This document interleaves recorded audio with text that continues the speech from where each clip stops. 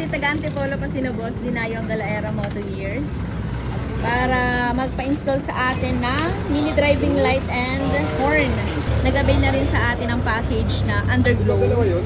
Maliban sa underglow, yung windshield niya, then side mirror. Parang sinulit mo ang sleeve tube nito ah. Ang daming sleeve tube oh. Halos lahat nilagyan mo no? Nice. Ito mga boss, syempre, sleeve tube hanggang dito sa X1 mini driving light and Kia horn. Then hanggang dito. Ito, yung linya nito para sa underglow. Battery. Sa battery? Ah. Yan mga boss, yung hanggang ilalim naka-sleeve tube yan.